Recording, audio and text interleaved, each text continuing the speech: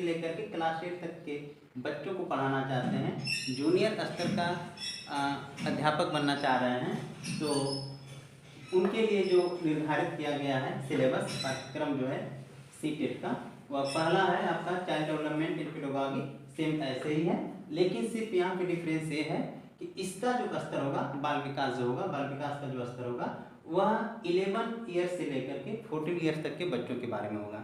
अर्थात यह है कि जो बच्चे 11 ईयर्स से लेकर के 14 ईयर्स के हैं तो उनकी विशेषताएं क्या होती हैं, है ना, और उनके सीखने की क्षमता क्या होती है, उनके मानसिक स्तर क्या होते हैं, तो इसके बारे में आपको ये जानना होगा। खैर इसके पहले तो हम ये देख रहे थे कि 6 से, और जाहिर सी बात है विकास होता है तो भाषा विकास होता है, सामाजिक विकास होता है, जो भी हैं जितने भी हैं सब विकास वो समय अनुसार बदलते चले जाते हैं, और बदलने के आधार पे ही विकास होता है बालक का। उनकी रुचि अभिरुचि भी एज के हिसाब से बदलता रहता है। तो इस स्तर पे बालक की रुचि और अभिरुचि क्या है, उनकी योग्यताएं क्या हैं, उनकी क्षमताएं क्या हैं, तो इससे भी वही प्रश्न होंगे। प्रश्नों की संख्या जो वही होगी 30 प्रश्न होंगे, और प्रत्येक प्रश्न जो है 1 अंक के होंगे। वहीं पे अब दूसरे भाग की बात करें तो यहाँ पे लैंग्वेज फर्स्ट, जैसे उसमें आप चूज किए थे वैसे आप इसमें भी चूज किए होंगे, यह भी सेम वैसे ही है।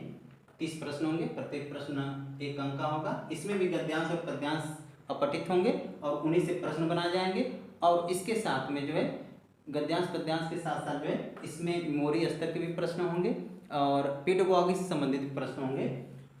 तो ये टोटल कई भागों में बटे हुए हैं, गद्यांश और पद्यांश भी एक भाग है, और दूसरा जो है मेमोरी स्तर के भाग हैं इसमें। और अब बात करते हैं भाग 3 की, लैंग्वेज सेकेंड में, तो सेम वैसे ही इसमें से भी पठित गद्यांश और पद्यांश होंगे, और उसके बाद आपके मेमोरी स्तर के प्रश्न होंगे, और इसके बाद जो है इसमें से शिक्षण विधियाँ भी होंगी लैंग्वेज से संबंधित, जो टोटल मिला करके 30 क्वेश्चन ये होगा। अब आ जाइए जो जूनियर स्तर में प्राइमरी स्तर से जो भिन्न है जूनियर स्तर का, वह यहाँ पे है जो आप देख रहे हैं भाग 4 और भाग 5 में, है ना। तो पहले वाले में दिया है मैथमेटिक्स साइंस, और दूसरे वाले में दिया है सोशल स्टडीज और सोशल साइंस। यहाँ बीच में आप देख रहे हैं आर हमने लिखा है। आर का मतलब यह है कि इन दोनों में से कोई एक ही अटेम्प्ट करना है आपके यूजी सिलेबस के अनुसार। यूजी का मतलब यह है कि आप यूजी अगर साइंस वर्ग से हैं, विज्ञान वर्ग से हैं, तो आप मैथमेटिक्स और साइंस वाला क्वेश्चन अटेम्प्ट करेंगे। अगर आप जो है यूजी आर्ट से हैं, कला वर्ग से हैं, मानविकी वर्ग से हैं, तो सोशल स्टडी और सोशल साइंस अटेम्प्ट करेंगे। ये बिल्कुल स्पष्ट है एकदम से। और इसमें भी जो प्रश्न होंगे वह 50% जो क्वेश्चन वो होगा वह आपका इससे तथ्यात्मक होंगे, फैक्चुअल होंगे, मेमोरी स्तर के होंगे, और 50% जो क्वेश्चन होगा वो पेडागोजी से संबंधित होगा। यहाँ पे आप देख रहे हैं पेडागोजी से संबंधित होगा।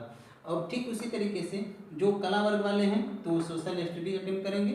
इसमें भी 50% जो है 50% जो है आपका क्वेश्चन जो होगा वह आपका तथ्यात्मक होगा, मेमोरी स्तर का होगा, और इसके बाद जो है और जो 50% होगा वह जो है आपका पेडागोजी से संबंधित होगा। देखिए ये जो 50% हमने यहाँ पे लिखा है तो इसमें कम और अधिक भी हो सकते हैं। ऐसा है नहीं कि हम जो कह रहे थे बिल्कुल वैसा ही प्रश्न पूछ लें। एक्चुअली में यह है कि कंप्यूटर बेस्ड एग्जाम होंगे और मे भी अलग अलग डेट में हो सकते हैं, तो ऐसा तो है नहीं, तो प्रश्नों की संख्या कम अधिक हो सकते हैं, लेकिन जो पैटर्न होगा इसी तरीके का होगा। ठीक है, तो इसके बाद इसके भी टोटल आप देख लीजिए 30, 30, 60, 30, 90 और 60, 150।